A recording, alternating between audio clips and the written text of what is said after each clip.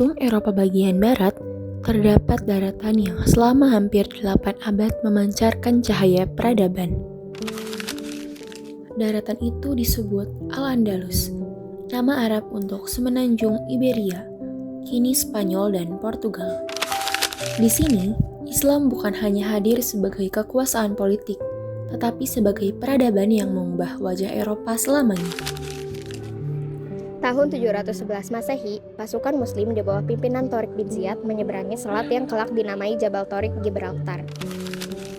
Dalam pertempuran Guadalete, mereka mengalahkan kerajaan Visigot, dan dalam waktu singkat, hampir seluruh semenanjung Iberia berada di bawah kendali Islam. Inilah awal dari babak panjang sejarah Islam di Eropa. Sebuah babak yang akan bertahan hampir 8 abad. Tahun 756 Masehi, seorang pangeran Umayyah yang lolos dari pembantaian Abbasiyah di Damaskus tiba di Andalusia. Ia adalah Abdurrahman ad-Dakhil, sang elang Quraisy. Di negeri baru ini, ia mendirikan keamiran Cordoba mandiri secara politik dari Baghdad, namun tetap satu secara spiritual. Di bawah kepemimpinan dinasti baru ini, Andalusia mulai tumbuh menjadi pusat peradaban Eropa. Tahun 929 Masehi, Abdurrahman III memproklamirkan dirinya sebagai Khalifah Cordoba. Status ini menempatkan Cordoba sejajar dengan Baghdad dan Kairo. Pada masa ini, Cordoba menjadi kota terbesar dan paling maju di Eropa, memiliki jalan-jalan berlampu, air mengalir, dan perpustakaan yang menampung ratusan ribu manuskrip. Perpustakaan Khalifah Al-Hakam II menjadi salah satu yang terbesar di dunia. Di Andalusia, Muslim, Kristen, dan Yahudi hidup dalam koeksistensi yang dikenal sebagai La Convivencia, sebuah era toleransi yang memungkinkan ilmu pengetahuan berkembang pesat. Peradaban Islam di Andalusia menjadi jembatan utama bagi Eropa untuk masuk ke masa Renaissance. Disinilah ilmu klasik Yunani dipelihara, lalu diperkaya dengan pemikiran ilmuwan Muslim. Tokoh seperti Ibnu Rushd memberi komentar mendalam atas filsafat Aristoteles, yang memengaruhi pemikiran Eropa dari Universitas Paris hingga Bologna.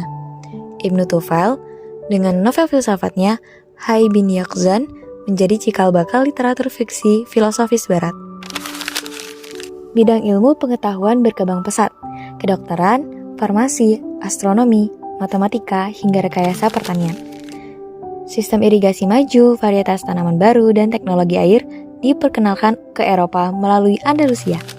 Dalam arsitektur, mahakarya seperti Alhambra di Granada, Masjid Agung Cordoba, dan Giralda di Sevilla menjadi bukti kehalusan seni Islam yang memadukan geometri, cahaya, dan harmoni alam. Pada tahun 1031, Kekhalifahan Cordoba runtuh. Wilayah Andalusia terpecah menjadi kerajaan-kerajaan kecil yang disebut taifa. Perpecahan ini membuka jalan bagi kerajaan Kristen di utara untuk melancarkan Reconquista, penaklukan kembali. Dua dinasti besar dari Afrika Utara, Almoravid dan Almohad, sempat mempersatukan dan memperkuat Andalusia. Namun, kekuasaan mereka tak bertahan lama. Ketika wilayah lain jatuh, hanya satu kerajaan Islam yang tersisa, Keamiran Granada, di bawah dinasti Bani Ammar, dari tahun 1238 hingga 1492. Granada menjadi benteng terakhir peradaban Islam di Eropa. Inilah masa ketika Alhambra, istana yang megah dan filosofi, dibangun sebuah mahkota seni Islam yang masih berdiri hingga hari ini. Pada 2 Januari 1492, setelah pengepungan panjang, Sultan Muhammad XII atau dikenal sebagai Boabdil menyerahkan Granada kepada Raja Ferdinand II dan juga Ratu Isabella.